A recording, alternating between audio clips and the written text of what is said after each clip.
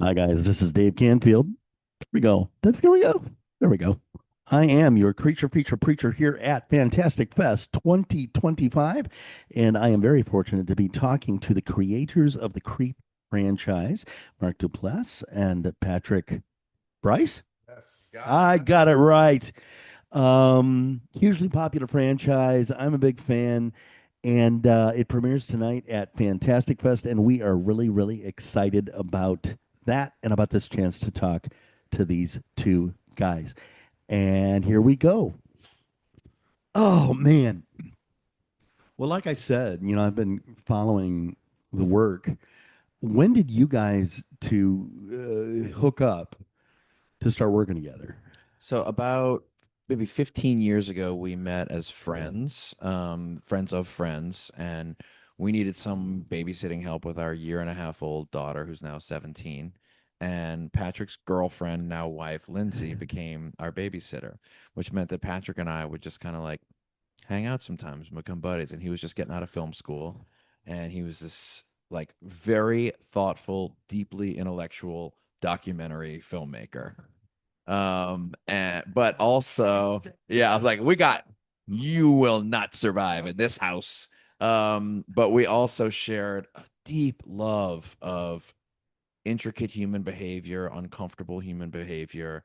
And I just found him to be erudite, but also really goofy and funny. So we decided one day, you know what, Patrick, let's like kickstart your career. Let's make an outline for like a really uncomfortable Craigslist adventure film. We don't know where it's gonna go. We'll go up to our family cabin and we'll shoot for 6 days and see what happens. And that was the birth of Creep, but it was first called Peach Fuzz and had a very different ending. Yeah. Wow. I'm very interested. I have a degree in theological studies and a degree in public ministry. I'm fascinated, like you are, with uncomfortable behavior and the human condition.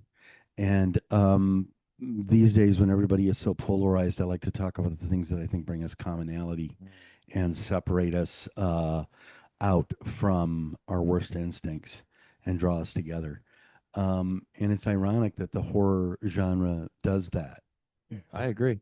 Do you have thoughts on that? Well, I mean, you want to talk to I that? mean, I can speak to our small piece of the sandbox and how it I would say that human connection and the sort of perils that can come from that are our bread and butter when it comes to this series and sort of provide endless inspiration for us. I think creating this character from the get-go you couldn't really put your finger on. You knew something was off, you knew something was wrong, and sort of like both the audience and my character in the first movie are trying to figure that out and trying to figure out to what level that is happening in that movie until ultimately that question is answered in the most horrible way possible. And so like the idea to be able to continue that exploration and have that exploration be the conceit of the show and the conceit of the now franchise is something that I think is completely unique Yeah. and special and allows us to scratch the itch and bring sort of like our unique perspective to horror, which is comes from character and comes from playing with the idea of human connection and comes from that discomfort and anxiety and a lot of humor, that comes from that too. And so I think being able to hone in on that and embrace it and now play in that world with our show and what that allows us to do is like the most fun for me. Yeah, I mean, we've been working together, doing this stuff for, coming up on 13 years now, right? Wow. And in a way, you could look at my relationship with Patrick like a marriage, in that any healthy marriage, you decide you're going to grow together and you find the Venn diagram overlap of what you love, and then you end up sharing those things, which for some couples is like, oh, we both like museums, so we'll do that. For us, we have found the things that we both deeply love and appreciate and have fostered those. So there's an element of, and I guess I'm speaking your language a little bit here, but there's an element of the sacred that is at Yeah. the core of this, and I think that what is sacred for me and what we make here together, is that um, the way that my character behaves and is close to how I am in a lot of ways. deep desire to connect with people, reckoning with the fact that I sometimes make people a little uncomfortable if I try to get too close to them, and taking that character and hyperbolizing it in a massive way so Yeah. that we can poke fun at it, scare people with it. I can shine the light on that darkness, and to be with a partner who loves me and sees that in me and also wants to dial it up and we can laugh about it together is very rare. And so we get to do this over and over again. And the more we do it, the more comfortable we get with it. And I believe that either consciously or subconsciously, the people who watch this show are sensing that. Yeah. And I think that's part of their connection to it. Well, and when you talk about found footage, I think in a lot of ways it's the most immediate form of cinema. 100%. It goes even more so than documentary because you're really delving deeply into people's psychology as they watch it, and provoking them, giving them little pokes at very I don't know, like very present and universal things. But there's also a weird element. I call it the Weird Al effect. Weird Al has the most wonderful way of taking something that everyone wishes they could do and everyone has done in their spare time. And he has become the patron saint of people who sing in the shower. He's become the patron saint of all those folks, which is so cool. And you guys are doing sort of the same thing a little bit because we all wish we could make movies. And oh, I got an idea for a movie, and that's how Creep plays. It plays like somebody said to somebody else, "Hey, I got an idea for a movie." Yeah. No, it's my kid could paint that Yeah. as the exactly, film yeah. franchise. No, it's funny because I think both Mark and I fully realize that. And it's when you're making something for so long, one of the big parts of, or I mean, or if you're people like us, one of the big parts of it is self-reflection. That's like built into this project for us. And it's not something we planned. It's not something we could plan. A lot of this is reacting. A lot of this is checking in with each other and ourselves as to how we're doing and where we're at. And like Mark was talking about in terms of the longevity of this, I mean, this could have easily been something that we were done with back in 2015 easily and put away, but there was something in it that was evergreen, and there was something in it that was continuous. And that's, I think, in terms of like surprises that I've had working on this, like I think, like I'm constantly surprised by not only that we're still doing this, but it's still pushing us, but also allowing us to like have this space where we're able to like sort of like check in with ourselves and remind ourselves of like why we're doing this. And it occupied this special place in our lives that doesn't mean we can't have all, like Mark and I working on bigger projects, Yeah. spending time with our families. It's just this little thing that we get to keep going back to. That's always there. I want to speak to that too. I think, most television shows, when they're made, you go into a shooting period and you shoot all the episodes in a row. We shoot these for a number of reasons. We shoot them sporadically throughout the year. When we can get 3 or 4 days free, we grab an episode. It also allows me to be able to grow my hair out, change the looks Okay. we need for the tapes, right? And what that does is it means it turns into a little bit of sleepaway camp for us. We're busy with our families, we're busy with our lives. We get together, we rent some sort of vacation rental, we sleep in the same place that we shoot, all of us. We stay together, and we only shoot about 6 to 8 hours a day. So we get all this extra time to talk about what's going on in our Wow. lives. And inevitably, whether it's either informational or whether it's just energetic, some of that stuff that happens at breakfast and late at night makes its way into the shoot the next day. I always liken it to a Christmas Carol. Like each of these guest stars comes in and they're like one of these ghosts that ends up teaching me and Patrick something about our own lives and reflect. And it kind of comes into the episode in some way. So it's slotted into our lives in this way that's made it feel really, really sustainable. It doesn't feel onerous to make this now. It feels like, oh, we can do this once a year for the rest of our lives. Wow.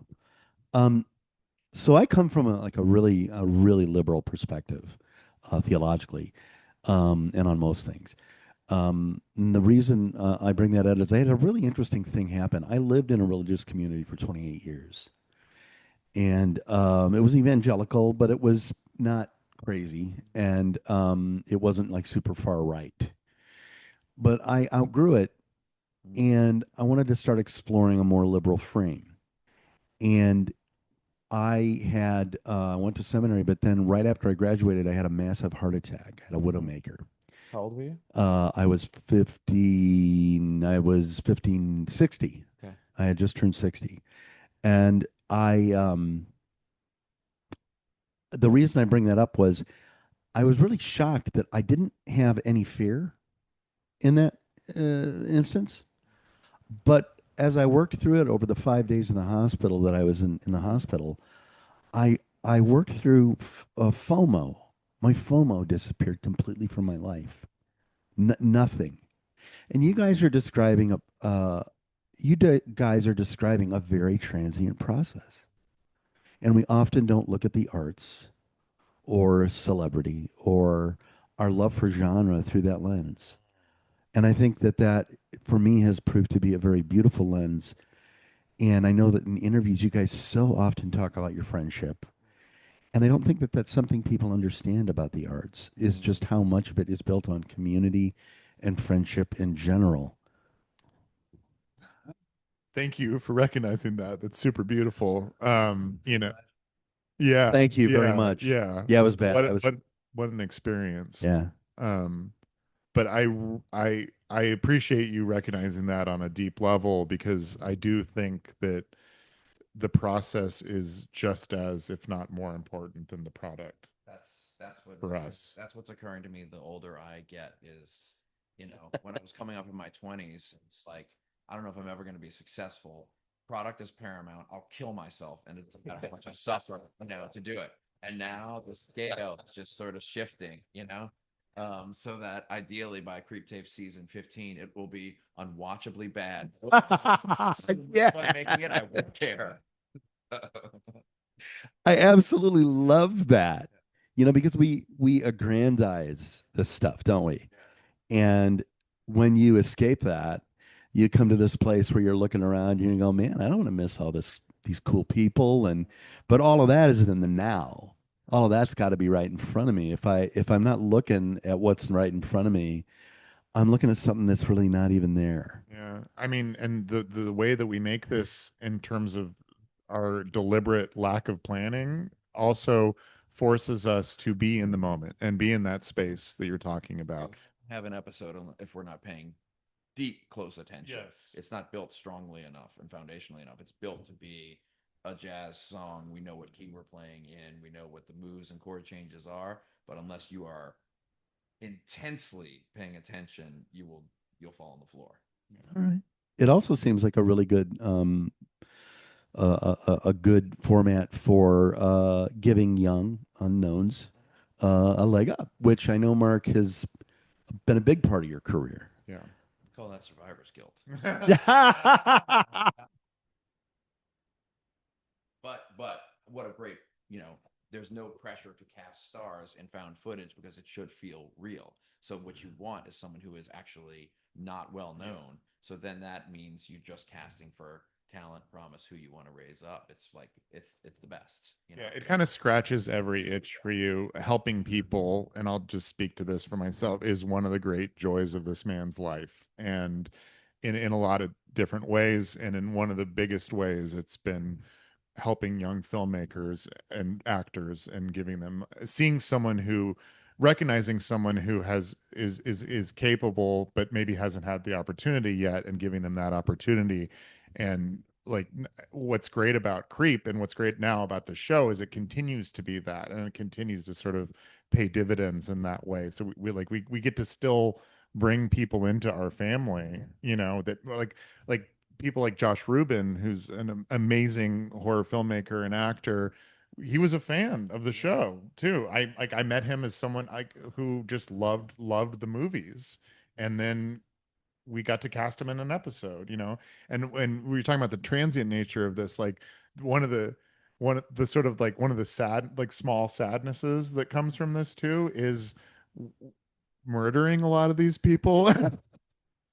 But it's just a small sadness, just a little tinge because it of means that they can't come back for another episode. Because I mean, I've seen like Josh. I've hung out with Josh. I've hung out with like David Nordstrom, who was in our Birders episode in the first season. And I want to do another episode with them, but we've murdered them, so it's hard. Well, have you thought about having ghosts come back? I think that would be amazing. Come on. Yeah, if you started to feel really guilty, Triplets. Yeah. It's all.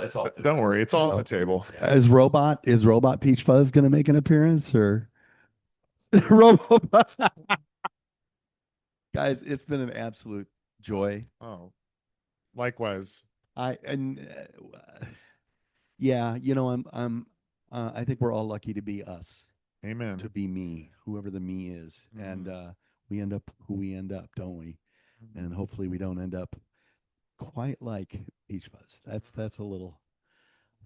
Yeah, he's in there. He's in there no matter what we do. Well, thank you so much. Thank you.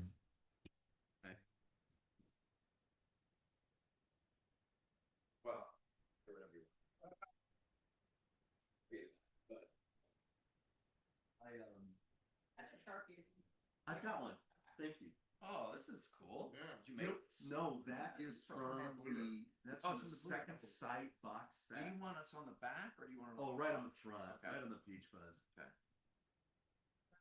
Thank you. Oh, you got Jay on here. Yes, I met him at the CCFF, the Chicago Wonderful. Film Festival. Yes, thank you. That was a great interview to listen to.